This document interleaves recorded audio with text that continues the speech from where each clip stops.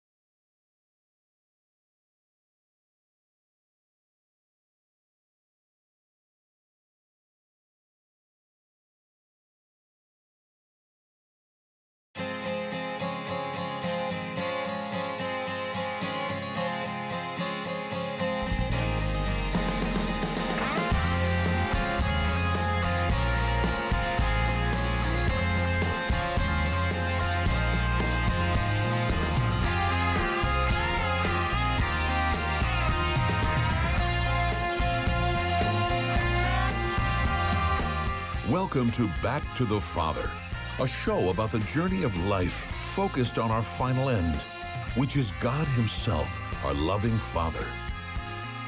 And now, here's your host, Dave Palmer.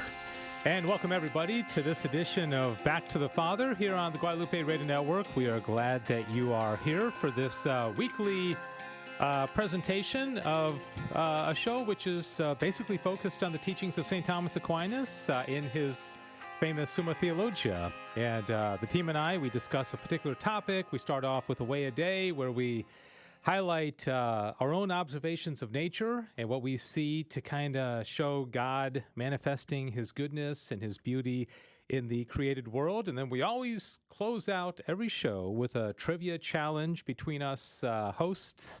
And we ask you to join in. Anytime you want to be a part of the program today, you can call in 877-757-9424, 877-757-9424. You can also participate through our various social media platforms. I kind of lose track because it seems like we're kind of getting kicked off certain platforms, and then we're back on. We add one. So Sissel Anderson is co-host, producer. How you doing, Sissel? All right, there you go. I'm doing very well, Yeah. even better now that you can hear me. So we were on YouTube, then we were off it, now we're back on. We're Then we on have it twice. We just keep adding we came channels. back with a vengeance. That's what it is, So Dave. they tried to kick us off one. And so now we have a Back to the Father, specifically YouTube Okay. channel. All right. So I'll link that on our other social media platforms so people can subscribe to it and join one of our 5 subscribers we have currently, which is definitely not me and my family. No, I think actually David L. Gray is subscribed. Oh, yeah. So he's pretty faithful as a yeah. watcher, yeah. Yeah, absolutely. Usually just to roast some people not knowing certain things. I'm not going to name names, though. But Yeah, we're Yeah. not going to name any names. No, but no names. speaking of not naming any names, Jonathan von Weber-Hansberg is here with us. I He's am. Hello. one of our 2 interns who was good enough to show up today. Oh. Yeah. No, I don't think Sam's watching, so there's no big. But he doesn't list care to enough, list that's there. why. He didn't care enough to watch. He doesn't you know, care. but Yeah. he is going out of town with his family, so we're gonna give him a break. But Jonathan actually inspired the topic that we're going to be talking about I did. today. This is a great topic. We finished last week. You know, we had done human law, and then we did natural law, and then we did eternal and divine law. And right as the program closed out yesterday, Jonathan said, "Can we do a show on Thomas and the Monarchy?" And he'd been talking about this for a while, and I said, "Yeah, let's do it." And Jonathan said, "Well, there's this little book that Thomas wrote called De Regno, and it's going to be based on that. I've already ordered it on Amazon. Unfortunately, it's arriving tomorrow, so not helping me a lot, but I found it online. You can find it either. I'm reading. Are you reading it in the original Latin or in English? Oh, in English. I'm not. I am just so disappointed. I know. I should be reading in Sissel Latin. was like Latin or nothing. Okay, so Let's she's not bring like, up me in languages again, Yeah, right. please. Yeah, can That you didn't- speak Latin, Cecil? That didn't go so I well also last- did study a lot of Latin, but we're not going to go there either because we know how well the Greek went. Yeah, Yeah, that's true. We Yeah. did not. Well, you know, it made for some fun.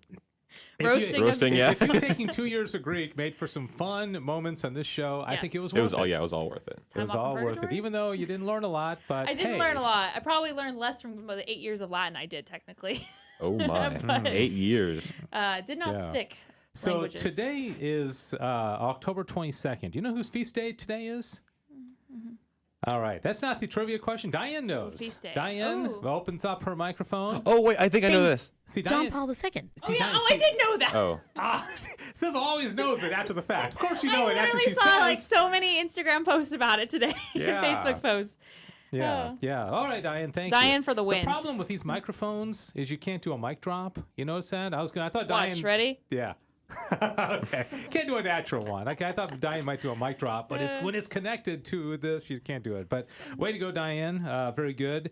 So, all right, Diane and Sissel and Jonathan and me, we're going to talk today about St. Thomas's teaching on what is the best form of government.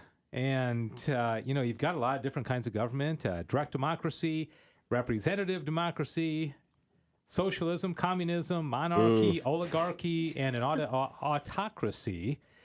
And it kind of came as a surprise. I guess I shouldn't be too surprised because after I read the first half of that book, I was like, of course, it's so Thomistic to believe what he thinks about the monarchy, which we will explain. So let's say a prayer, and then I got a quote from St. John Paul II about Aquinas, and then we are going to turn it over to Jonathan, since he was the inspiration for this topic. He's going to kind of tell us, why this was important. This topic was important. So, all right, in the name of the Father and the Son and the Holy Spirit, amen.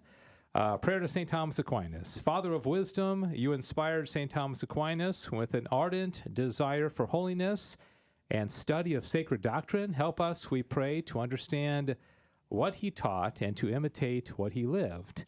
Amen. In the name of the Father, Son, Holy Spirit, amen. All right, here is a very brief and succinct quote from Pope St. John Paul II on his feast day. He said, "The Church has been justified in consistently proposing St. Thomas Aquinas as a master of thought and a model of the right way to do theology." There's a lot of quotes from popes. In my quote Pope quotes. Oh dear. In my class, I go, from Benedict XVI, who really considers himself more of an Augustinian, but he loves Aquinas, and John the 22nd, who was the one who I think canonized Thomas Aquinas, and the Piuses, Pius X and Pius XII, and of course Leo the 13th wrote a whole encyclical about Aquinas. All right, so that's good. We'll get on to A Way a Day in just a moment. The first one, I already told Jonathan about this, was totally unintentional, but it's going to blow you away, Sissel. It's going to blow me away. Yeah, because if we're talking about the monarchy, what creature would tie into the monarchy? The lion. No, like even in a very that certainly would. I mean, how many people come across lions in their typical day? I didn't think that's rude. I didn't You could have gone to the zoo. I don't know. Even plan it this way, but it's one of my students turned this in, and I thought, oh my goodness, it's so obvious that you're going to say, oh, of course. I still think lion kind of makes sense. No. Well, yeah. Oh, it does. It does. The Lion King. But yeah, the Lion King. Yeah.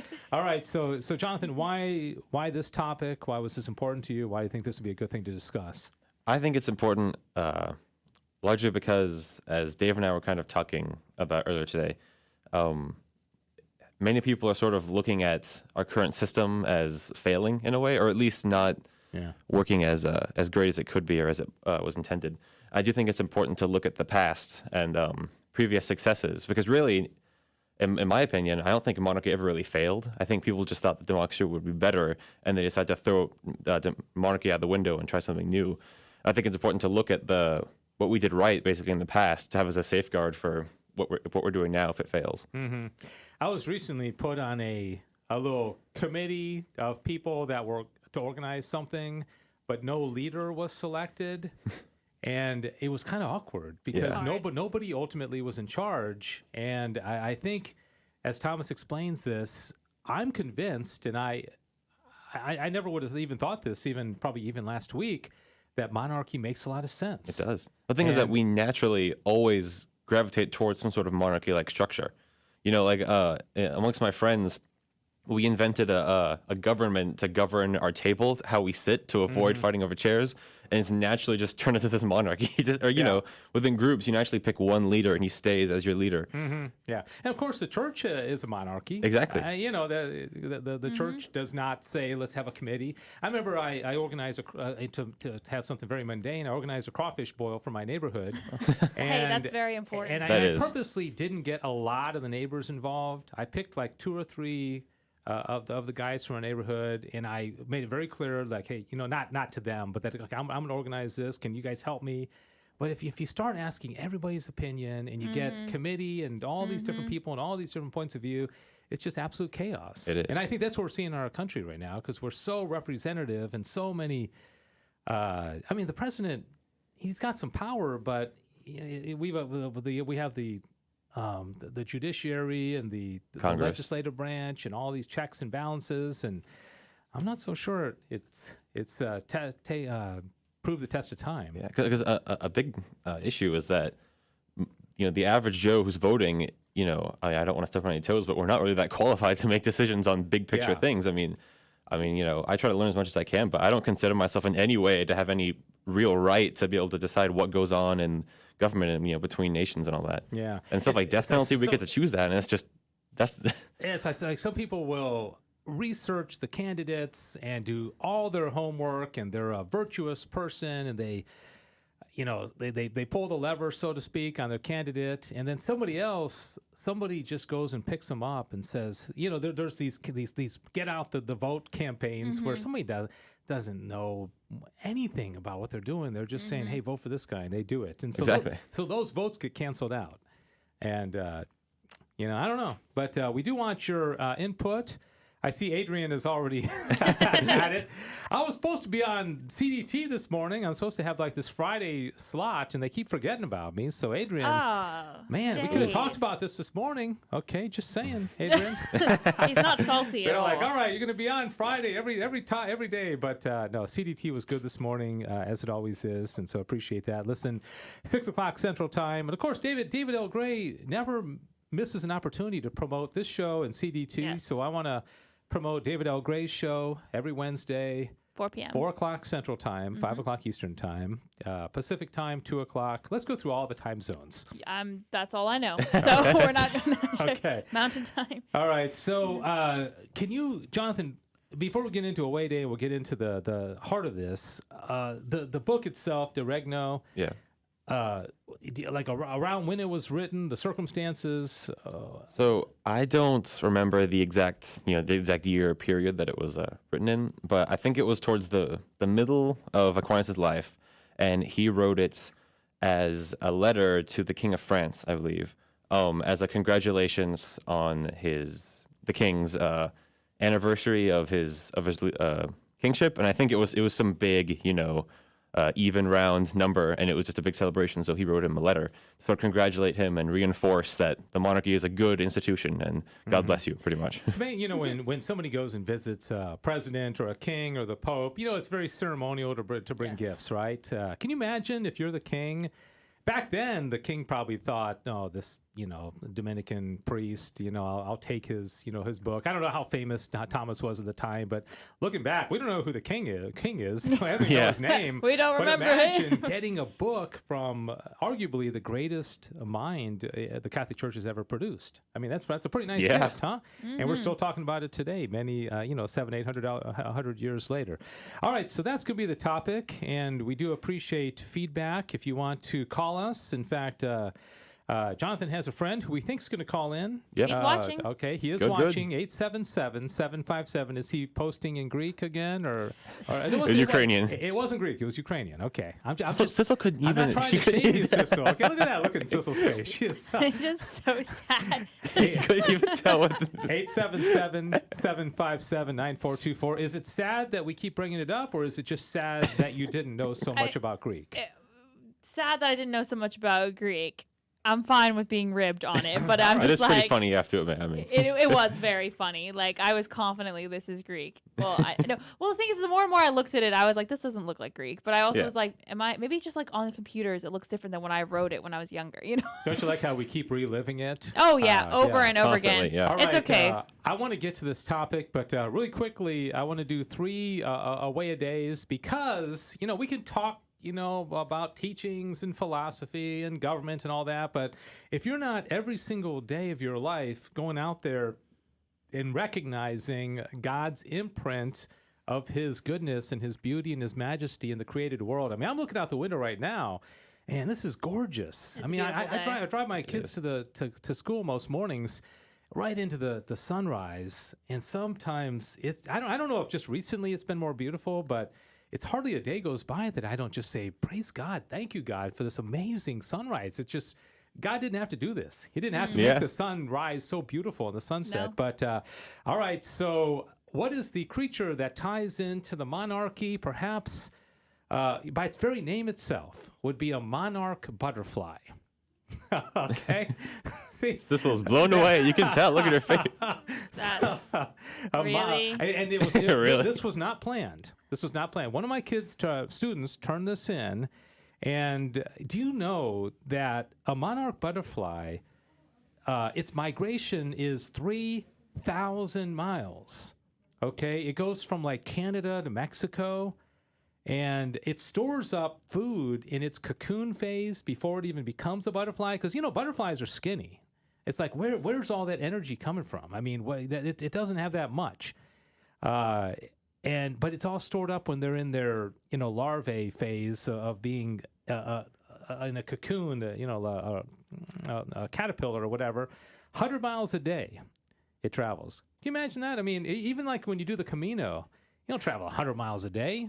I don't think anybody could go 100 miles a day. They travel 100 miles a day. Granted, they got wings. I mean, give me wings, I could probably do it. But they're also pretty tiny. They are tiny. All right, so pretty amazing. Here's another one that's kind of seasonal. These are gourds. Oh, Ooh. yeah. Gourds are very synonymous with the fall. I thought Yes. this might be a favorite of yours, I like especially this. since your pumpkin thing didn't go. Are we just going to bring up all those big failings today? You tried. You wanted to. I did. Pumpkins. To be fair, let me just be completely honest. It was technically my sister's pumpkin project. I was moral support, and I also was the one Thrown who her under the bus. I was the one who had to inform her that they died. Oh. If it had worked really well, would you have still given her credit?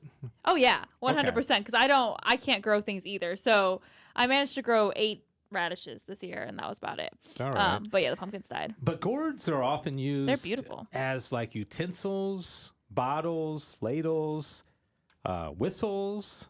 And so it's not so much for food, although clearly pumpkins, have some, food element to them. But just like pumpkin pie, not many people are like munching down on pumpkins, I don't think. But anyways, they're pretty cool, and they're very seasonal. They're very much associated with the fall. And then this one I took right outside our building the other day. There's a very brisk wind. And I was out looking for something beautiful, and I'm looking at the flowers and the trees and all that, and I think, wow. The wind is pretty cool. You can't really take a picture of it. But then you're like, but wait. Flags. You can. I can, yeah. So I took a picture of the flags blowing in the wind. Do you know what causes wind? I always thought something to do with pressure. Yeah, but I was going to say some large bird flapping their wings a lot, but That could be. We don't know. It could be. Never know. do any of our illustrious people watching at home know what causes the wind? Boy, there's some messages. Let's see. Yeah, we have quite a few. Yeah, quite a few messages. By the way, right now. our friend Kevin wants to know if you're monitoring the chat. I am not, no. Open up your YouTube. All right. So, Alan, we do have. Is this your friend right here? Is that? No, it's not. Okay, that's somebody else. Okay, we got a caller. Wow, Sweet. from Capel. Oh, so real quickly, what causes the wind is the heat. The sun heats the ground, and then of course warm air rises, and so when the warm air rises, something has to take its place. And as Jonathan said, there's like a pressure gradient. And so you got the warm air rising, that creates a vacuum. Something has to come in to take its place. And then this air goes there. And then, of course, the air coming in from here has to be replaced. And so you have this cool system. And, of course, you can get energy source out of wind. It controls the climate. It controls the weather. Controls a lot of things. And so that's pretty cool. So praise God for wind. And that's the end of A Way of Days. So we're going to move on to our teaching about Thomas Aquinas and government. But I want to go to the phone call because it's pretty cool. We haven't had a phone call in a while. Hate to admit that, but just we're very honest here. Yeah, you got to be honest. We point out all our flaws. Because people don't call us very much. We're making Richard feel very special. All right, Richard from Coppell, Texas is called in. Richard, thank you for calling back to the Father. How you doing? Great. How are you doing? I'm doing fine. Thank you for calling. You from St. Anne's? Well, that's the parish that I live in, but actually I belong to the Mater Dei parish. Oh, okay. Awesome. Yeah, very good. All right, so you had a comment before we even officially start the discussion on monarchy. Are you familiar with this teaching of St. Thomas Aquinas? Well, I'm not specifically on that, but what I was going to bring up was the fact that I think monarchy is an intrinsically Christian form of government because of the doctrine of the kingship of Christ. Yeah, I agree with that very much. I mean, back in the 5th century in France, when Clovis, king of the Franks, wrote a constitution for the kingdom of the Franks, he explicitly said in that first constitution that the real king of France is Jesus Christ, and that the human king is merely his lieutenant. And that's what was so special in the relationship between the kings of France and the popes historically throughout the Middle Ages. And so, monarchy is intrinsically a Christian form of political organization. Yeah, it makes a lot of sense. And also, when God was choosing leaders, be it Moses or Abraham or David, Peter. He picked one man. I mean, he didn't set up a committee, did he? He didn't set up a democracy. Yeah, one of my favorite theologians, Charles Colomb, says that Christ is the King of Kings, not the King of Kings, not the President of Presidents. That doesn't roll off the tongue as easily. Yeah. Hey, Richard, I'm curious. How did you hear about the program? Well, John is my grandson. Yep. Is that right? I heard John Richard from Capel, so That's your grandfather. yeah. Oh man, cool. Is he a good grandson? He is an excellent grandson. Well, thank you. Yeah. I tell you, and of course you know this, Richard. He turned 18 years old yesterday. I did. Yeah. Yeah. So, you Oh no.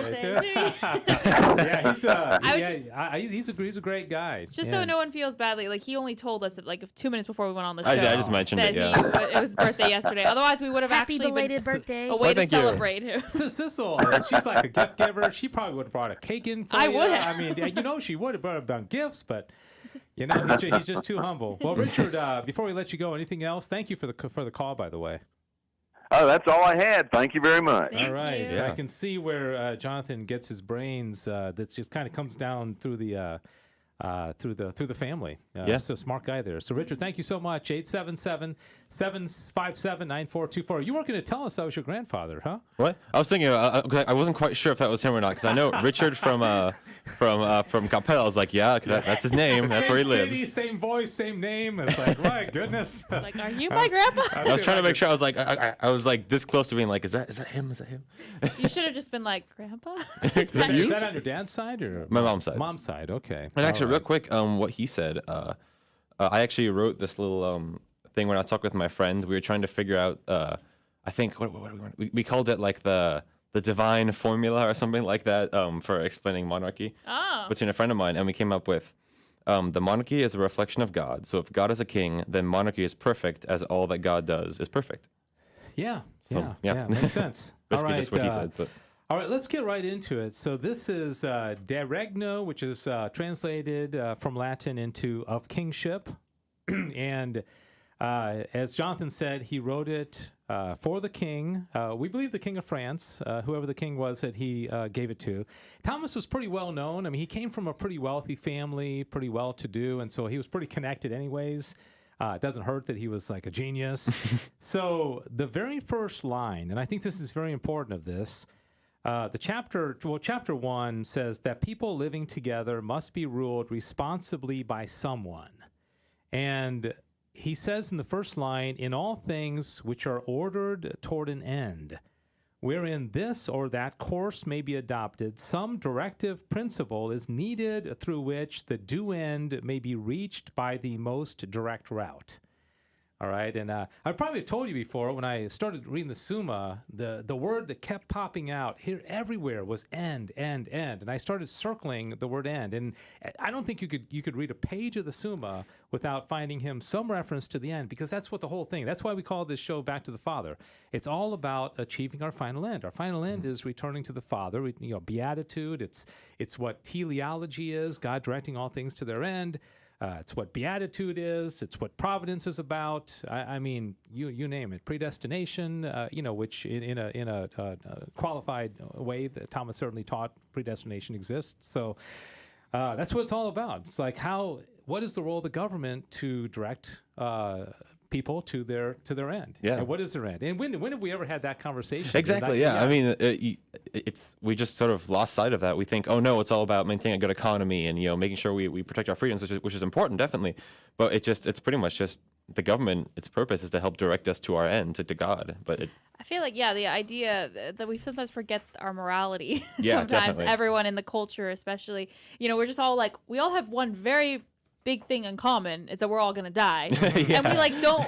That should be a way to relate to one another, and we don't. We're just like, oh, I'm just gonna kind of pretend that doesn't exist and keep moving on. You're right. I mean, if you look at debates, if you look at, I mean, how would the political parties even answer that question? What's the purpose? What is the role of government? Oh, that could be like the hardest question in a debate. They should ask that. I think the Republicans would probably say something like freedom and individual autonomy.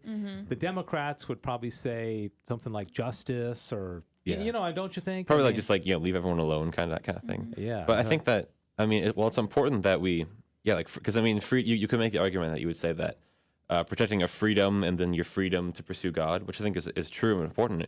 But I think the government has to help us, in a more direct way. I think. Before we go to Kevin, boy, you got everybody calling in. I do, today, don't you? Grandpa, friends, and Sissel and I don't have any friends. We need a. We're gonna go, Kevin. We're gonna.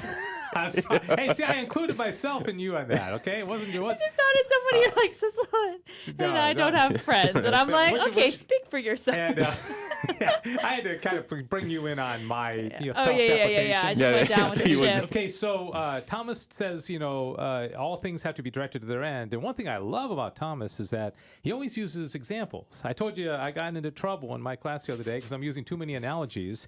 It's because that's what Thomas does. He says in the next line, a ship, for example, which moves in different directions according to the impulse of the changing winds, would never reach its destination were it not brought to port by the skill of the pilot, singular pilot.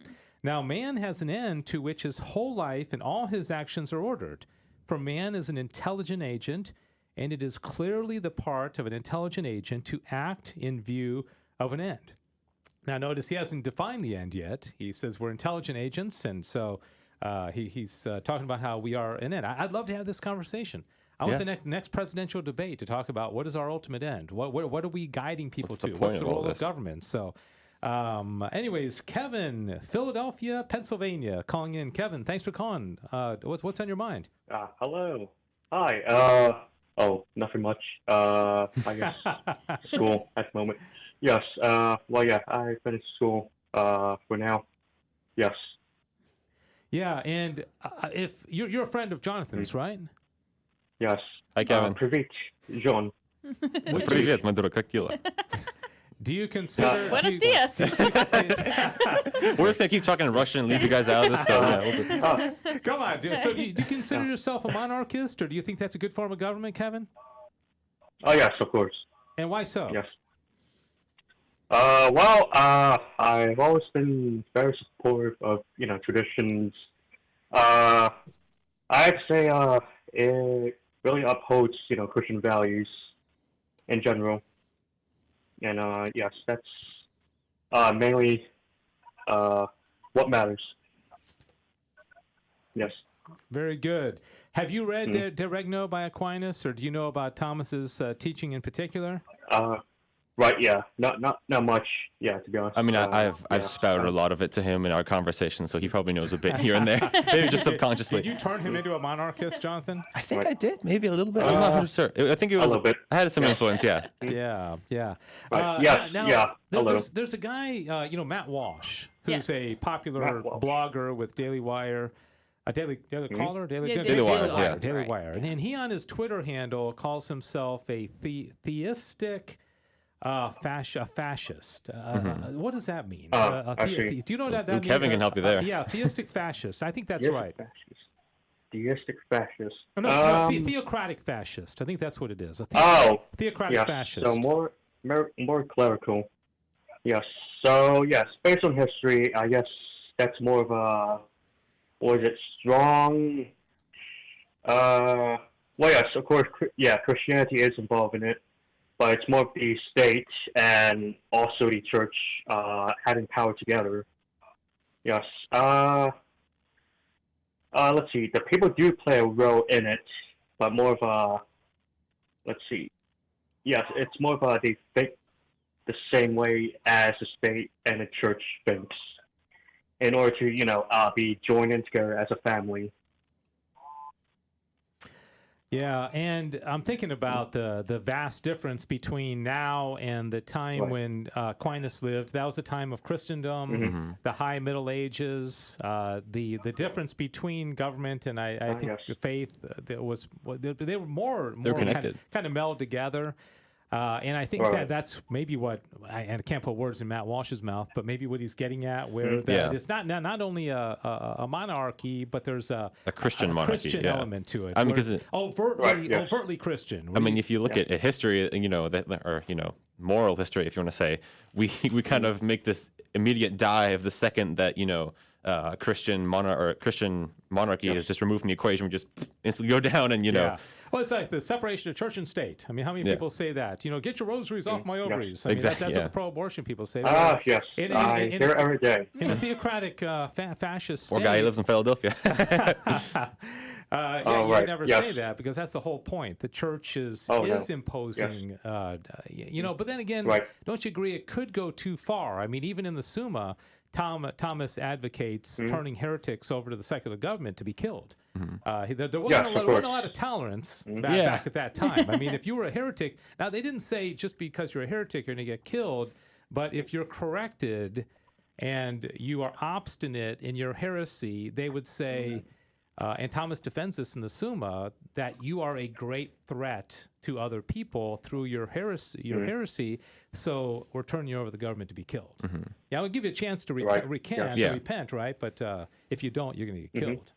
Now, I see. Yeah, as to whether or not that's... Now, how did St. Thomas Aquinas do that? How during that time?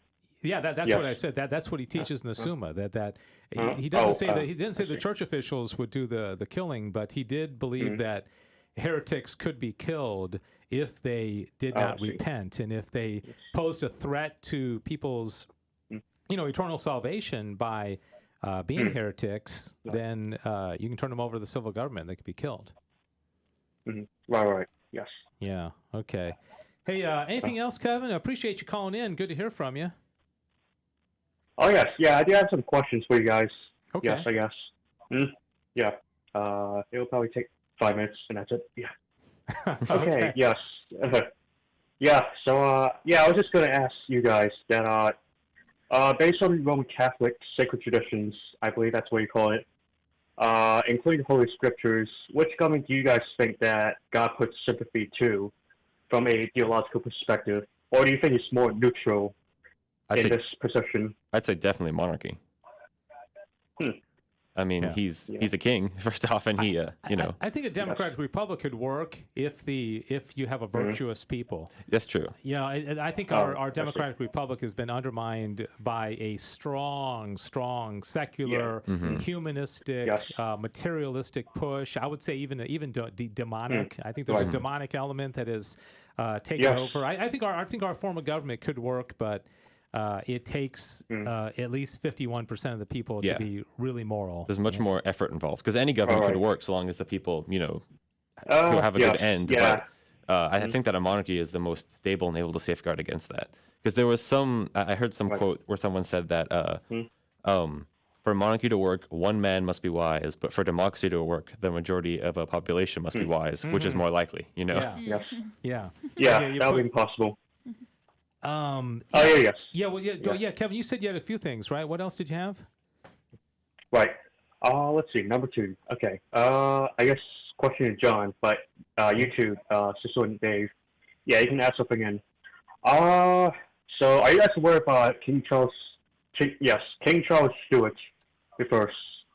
I believe he's King of England during 1600s, or High Middle Ages. So, do you guys venerate him in the Roman Catholic Church, although he was Anglican High Church? I'm not sure, but we maybe. Because I know that we have some sort of. I know that there's an Anglican rite, so probably I would imagine because when we absorb a rite, or when a rite joins, we absorb their saints, kind of. Yeah. So there's a chance. Yeah, when you say venerate, do you mean we just kind of honor him, or do you mean honor him? Yeah. I think we honor any holy man. I mean, I guess you ask him for prayers. Yeah. Just that kind of stuff. Yeah. I mean, C.S. Lewis wasn't Catholic, but I think a lot of people honor him. Oh, I mean, definitely. Right. That's, of course, outside politics and all yes. that. But Blessed Karl of Austria, Oh, yeah. Hungary, he's the one that typically is brought up as kind of like this great, kind of holy king, the last of the Roman emperors, and that were the last of the Austro-Hungarian. of the Habsburgs. Yeah, or the Habsburgs, something. Yeah. We also have Saint Louis, Saint King Louis something. Yeah. Louis the fourth. fourth? He's the one St. Louis. Oh, there's so many. The city of St. Louis was named Oh, yeah, after him. Yeah. Yeah. Was it the 14th? Maybe the 14th. I don't know. Something like that. Oh, yeah. I'm not even sure. There's so many. Yeah, there are a lot of Louis. Yes. Yeah. Yes. All right. Let's see. Yes, next questions. Yes. So it is just from my experience. So with many people that I've interacted with, even if they're Roman Catholic or Protestant, they believe that theologically, so it is more in my city, yes, my area. They believe more in, theologically that monarchism is the same and parallel to all authoritarian, totalitarian governments. That, that's, examples would be, fascism, National Socialism, communism. Yes, I know a lot of people who, believe in republicanism and democracy. They think that monarchism and all these totalitarian governments of the past, they're all the same. How do you guys, as traditionalist Catholics, view it differently? So that's basically, you're saying that the idea that everyone just thinks that monarchy is bad because I can't vote for the king, pretty much, that kind of thing. Yeah, pretty much. That, just one guy, and he has too much power. And that's why they think that it's the same as, all these big governments of the past. Yeah. And kind of going off of that, Buddy also on Facebook commented that, King Henry VIII, obviously he kind of got rid of Catholicism in England and created the Church of England. So he goes, how does that doesn't always necessarily like be parallel with like a kingdom under God, so how there obviously are times where monarchies don't go the way that we'd like them to. Well, Thomas said the worst form of government is a tyrant. Okay? Right. So it's the very best is a monarch, according to Aquinas, which is one man, and the very worst is one man who's a tyrant. Everything else is in between. But I think what he was saying, that doesn't necessarily always go as planned. But I don't. I think that even some of the worst, monarchs, I would rather live under that than like the just chaos we have now. I mean, it's just this web of it's. I don't think that's. I think morally we are far worse than a lot of the worst monarchs. Yeah, and we don't have any good examples these days of good monarchs. You think of like North Korea and Kim Jong-un or whatever. That's because they've all been destroyed.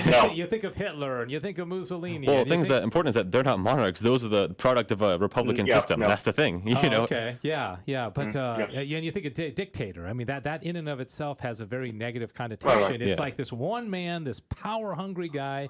But if there was just like one European country, that's why I'm hoping that Jonathan will take over the of course. With a name like von Weber-Hansberg. You gotta be the king of some country. That's why I'm gonna pop up Jonathan on the his shot, because his lower third explains that very well. Oh, it does. Yes. Yeah. A future.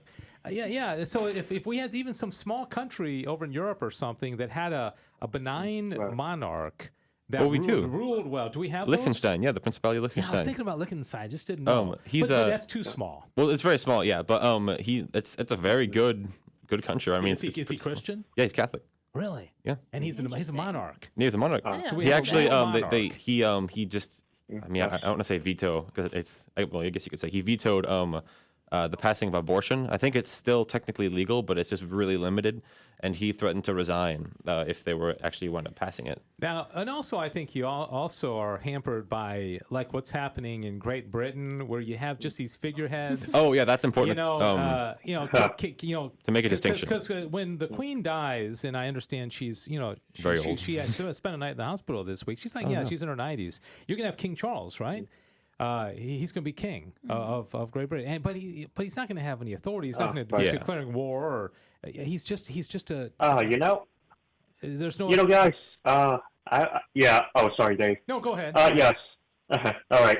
Yeah, it would be funny if he actually decided to uphold that tradition of, what King Charles Stuart I did by saying that he's going to abolish Parliament.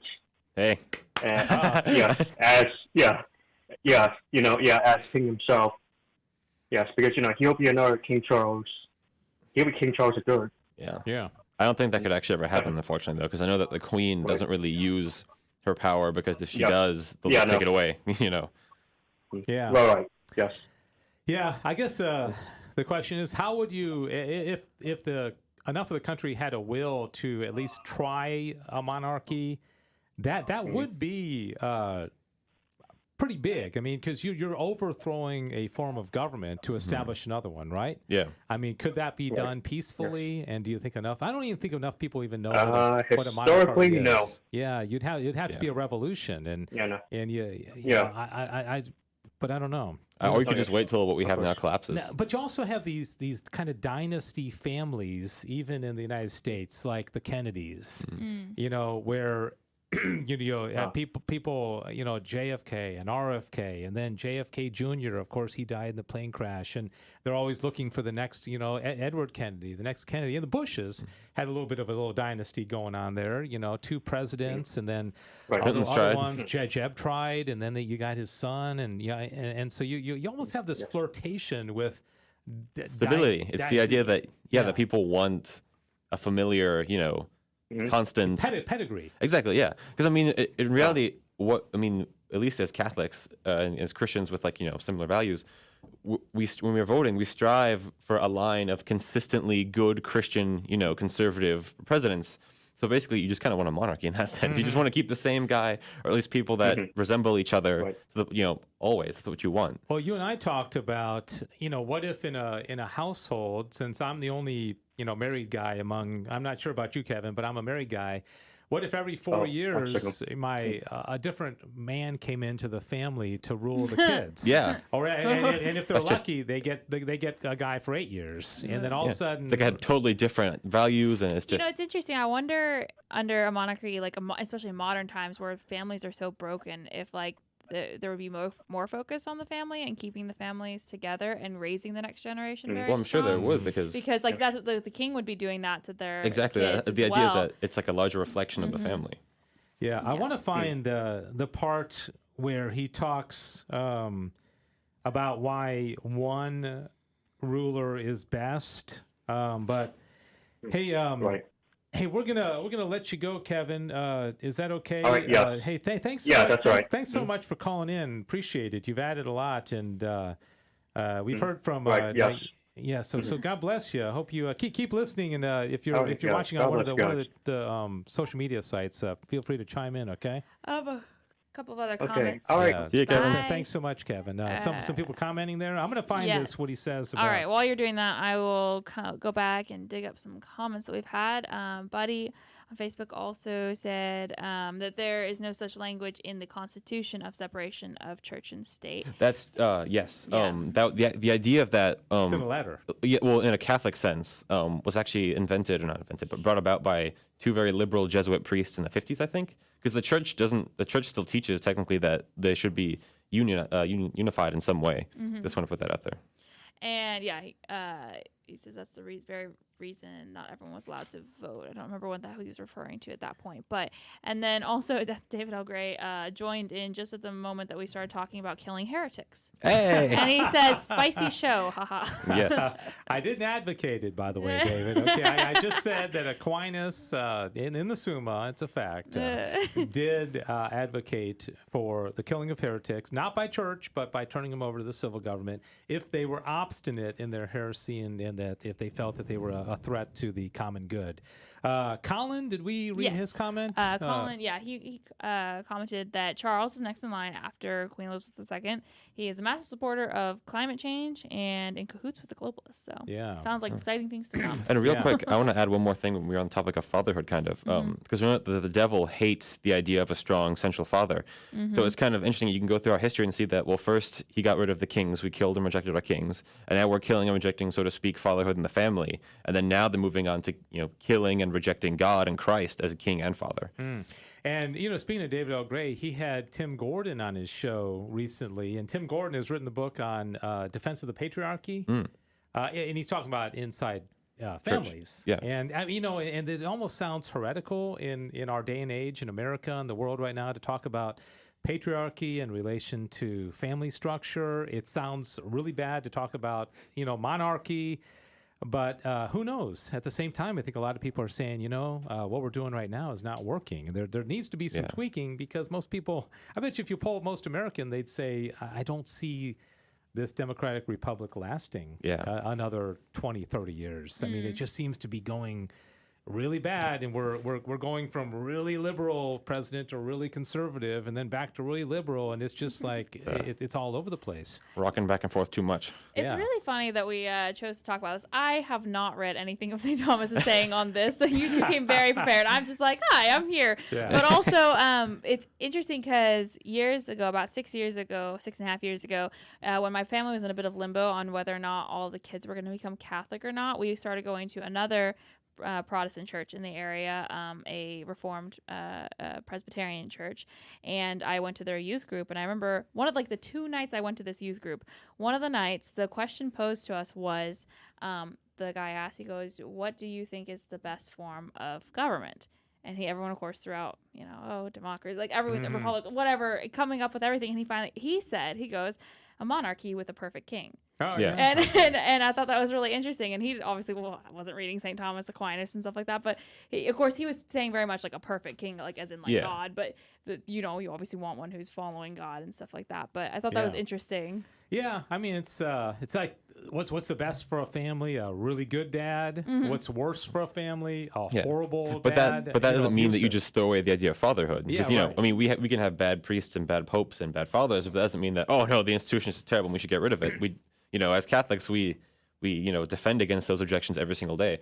But most of us will just at the same time be like, oh, no, monarchy is terrible. Just because you can get a bad king, it's a terrible institution. Yeah. Let me just read a couple parts here. We're almost out of time. We got to get to the trivia time. But he says in chapter 3, having set forth these preliminary points, we must now inquire what is better for a province or a city, whether to be ruled by one man or by many. This question may be considered first from the viewpoint of the purpose of government. The aim of any ruler should be directed towards securing the welfare of that which, turn page, he undertakes to rule. The duty of the pilot, for instance, is to preserve his ship amidst the perils of the sea and to bring it unharmed to the port of safety. Now, the welfare and safety of a multitude formed into a society lies in the preservation of its unity, which is called peace. Okay, if this is removed, the benefit of social life is lost. Okay, in one other section here, he's talking about why, he says, furthermore, it is evident that several persons could by no means preserve the stability of the community if they totally disagreed. For union is necessary among them if they are to rule at all. Several men, for instance, could not pull a ship in one direction unless joined together in some fashion. Yes. Like one person has to say which direction you're pulling the ship, right? Yeah, I think that one thing that's really important is that people often, constantly complain that the culture is too political, but that's an inherent quality in democracy is because we're the people that get to make the decisions and the choice. So, you're polarizing the people. You're putting them at each other's throats to say like, okay, all of you millions of people decide how to run this country, and try not to fight about it. Pretty much. That's gonna break us apart no matter what. Doesn't work. Last thing I'll read here. He says, "Whatever is in accord with nature is best. For in all things, nature does what is best. Now, every natural governance is governance by one. In the multitude of bodily members, there is one which is the principal mover, namely the heart. And among the powers of the soul, one power presides as chief, namely the reason." And this is interesting. He says, among bees, there is one king bee, and in the whole universe, there is one God. Did they not know about queen bees back then? Or I don't know. Maybe they didn't know what gender it was. Also, I feel like I just watched a video that king bees get kicked out of the hive and killed after they're like, queen bee, done same their thing. duty. Yeah, it's a queen bee, right? Amen to that. That's a good part. Okay, he said, in the whole universe there is one God, maker and ruler of all things, and there is a ruler of this. Every multitude is derived from unity. All right. It's a great part of the Summa where Thomas argues in the first, I think it's like question number 10 of the Summa, why God has to be one. Why there can't be two gods. It's very interesting, and I think it kind of ties into this. We didn't get too far into this, but it was a good discussion. We're going to continue this next week, by the way. Right, So perfect. give Sissel another chance to read it. Okay. Oh, good. Okay, because I know this was pretty much Greek to you, wasn't it? Uh, burn. Can we start having like a burn sound effect? Just like play every single time someone gets roasted. We only have 2 sound effects in this show. We have the clapping and we the have bomb. the bomb. I mean, that's it. Okay? And the music. Like a sizzle. It says, oh, yeah. Sizzle for sizzle, okay? Diane, can you find a sizzle? Not necessarily for today, but for the next sizzle, okay? Sizzle. When somebody gets Like a tongue burned, twister. they get the sizzle. All right? That's good. Is I that like good? All right. Well, any other comments before we move on? Let's Because see. we got to Colin do. says, great show, guys. Excellent discussion. Thank you. All right. Thank you, Colin. Is Colin new? I don't think I don't know if he's been on our show before, so welcome. He's got a cool Yeah. last name. He does have a cool last Yeah, name. that's awesome. We're going to make all y'all monarchists by the time of the next show. Wow. That's our promise. All right. All right. Okay. Is it that time of the show? I think so. Okay. Do you Oh want my to goodness, introduce it it? is. Yes, I do. It's that time of the show where we give Dave Summa to think about, and he gives it right back. And I still can't speak Greek. Are we ever actually going to pre-record that? 'Cause Nope. No, isn't it? But every week we'll talk about Yeah. Yeah, we'll talk about it. That, I'll it's like just, a constant I want talking to point. one day I'm going to get it to the point where I'm going to be so good you will not notice that I'm the one doing it. I'll So be a you- ventriloquist. You're not even going to have your mouth moving. Yeah, I won't even. Yeah. Just be staring at will us. you be Yeah. holding the little puppet? Or? Yeah.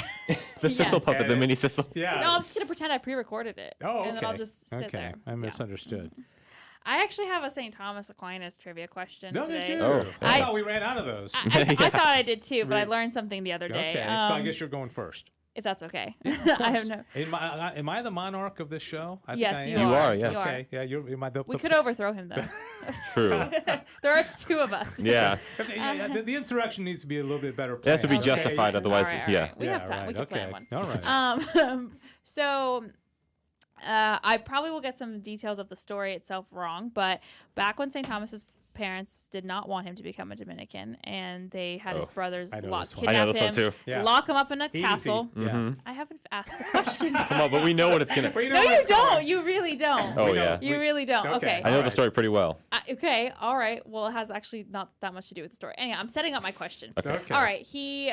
They also brought a woman, I believe, to him to try to seduce him, to try to Prostitute, yeah. prostitute, Yeah. to keep him away from the priesthood, and he It's a long question. Hey, I'm getting there. The angel. I'm just giving backstory for everyone else. You know, angels. They brought a cord Yeah. to protect him. Yeah. Anyhow, so what servant of God, blessed or saint, venerated that cord?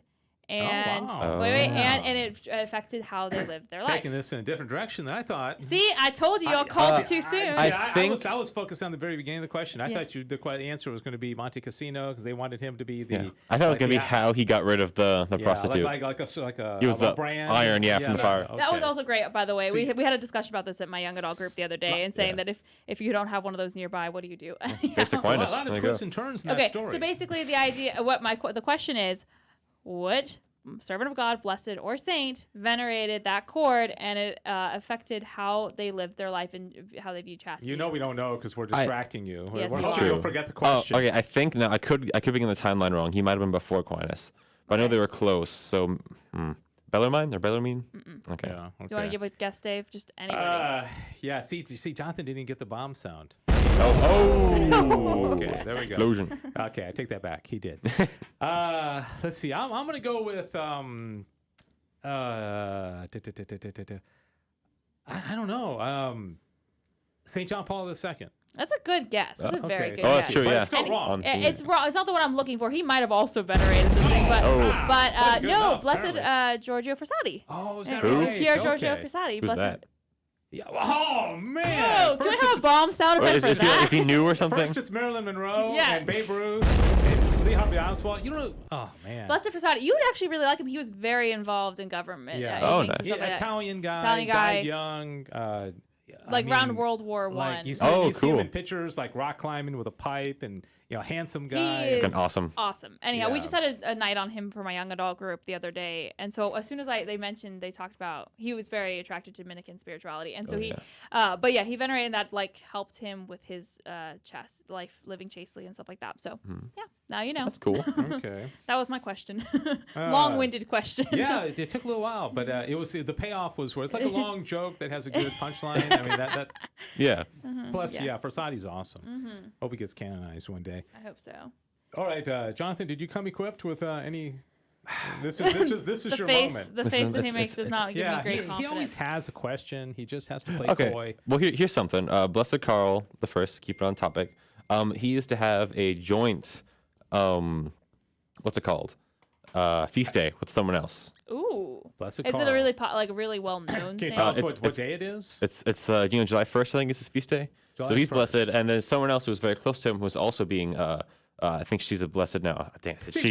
No, Seems like a little uncertainty about this question. no. She's becoming a saint, and she's going to have a joint feast day with him when they eventually, They eventually. comes to fruition there. Okay. Oh man, you got me. Is this well known? I'd say pretty well known. Yeah, I don't know her she's name, not but I know her a- relation to Dorothy him. Day? No. Okay. Oh my goodness. I don't even know if I have an Boy, educated is that guess. Yeah, God. yeah, but it'd be something like, oh yeah, of course. Maybe. I don't know. Oh, then I'm not gonna guess. It's his wife, the Empress. Oh, okay. Oh, Oh, see, part of no. me was like, oh, maybe it's Yeah. his. That's cool. They did Yeah, share. Really for getting your question right. Good, congratulations, All Jonathan. Thank for you. getting that. Okay, I have I have one that's so good I'm saving it till next week. Wow. Well, why next week? I don't know. I could do this one because it's kind of Monarch related. Yeah, whatever you want. Yeah, let's do this one, and then I won't have to even work for anything next week. Okay. I heard of this is Monarch related, and Okay. this is going to be where there's 4 answers, and you guys just feel free to say it. shout them out, Right. and Anyone can help us on the chat and too. it could Oh, end up yeah. in a tie, although I don't think it will. And There's if you 4 want to answers. participate in the chat, And we just use- go and answer as many as we and can. then you get as Okay. many as you want. Right. Okay, since we're talking about monarchy, and we've already agreed that the Catholic Church is based I'm scared based now. on a monarchy, we all know. I hope we know, even though Jonathan didn't know who Marilyn Monroe was. Okay. See, that would be what you put in bird. Secular. sizzle. Okay, the first pope was Peter. Yes. Who were the next 4? Oh, come on. Oh, Saint Gregory. No, No. come on, no. Hold on. Hang on. Oh, Yeah. Leo? There was a great. You don't know who the second pope was? Is there a John? I was gonna say John. Dang it. No, you're not going to get Okay, these. good. I mean, We're not gonna. 2 of them are like so obscure. Athanasius? Wait. Are Athanasius? they No. set in the Saint Litany of Saints? I bet they are. Some of them are. Yeah. Well, I don't know. I Cletus? I bet you La- if Adrian. Cletus. I'm just naming different things I know. Adrian left and said coming back in 15 minutes. And then he just never He came back. never came back. We could have used him right But he now. also gets up at like 2 in the morning. Hold so- on a second. Hang This- on. I actually was starting to. I wanted No, to go don't through you- all the Look, you popes. guys are searching. I know Man, searching. Saint Clement, You're totally Saint going. Analectus, Yes, that's and right. Saint Linus. No, Linus. I Linus. said Linus Cletus. No, That's right. Linus Cletus. Yeah, that's why I was like I knew that one of them was in there. I know Saint Yeah. Clement. I mean, That's why I was trying to remember the litany because I knew that they were some of the first popes Yeah, are in that. It's Yeah. Linus, Cletus, Cletus, Clement. Clement, and then Everestus. Didn't I say one of those though? Where was Didn't I? Gregory? I didn't. I must have Was said he like something the- different. Yeah, I don't know. In my head, I was trying to get Clement. I was like Linus Cletus Clement. Okay. I knew that. Okay. All that's right. enough. So yeah, that's monarch related, huh? Yeah. Oh yeah. Okay. This is really annoying. Oh, right, Colin did comment Linus. We just, Yeah, Linus Thanks. was the one I thought y'all might get, and then the first Eucharistic prayer.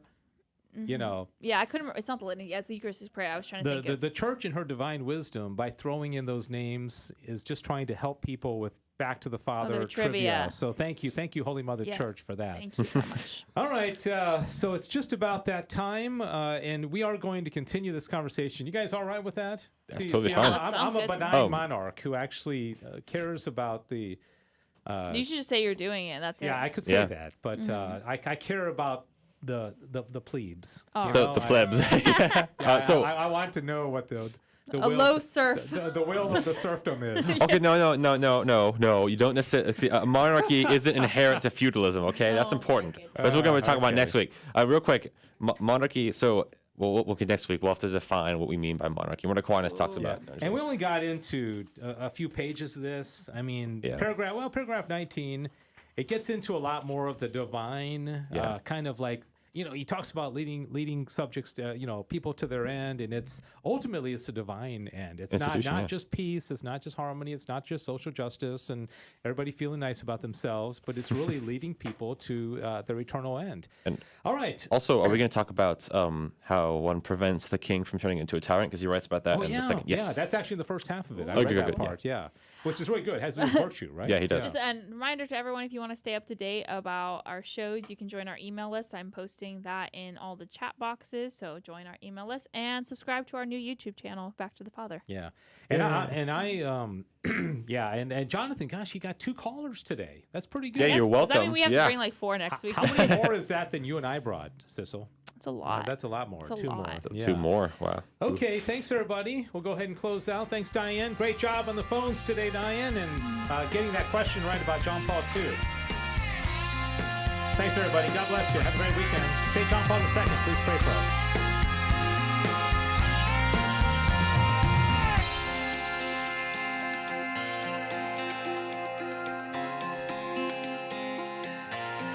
Thanks for joining us for Back to the Father. And don't forget, the glory of God is the human person fully alive. If you have comments about the show, email Dave Palmer at grnonline.com.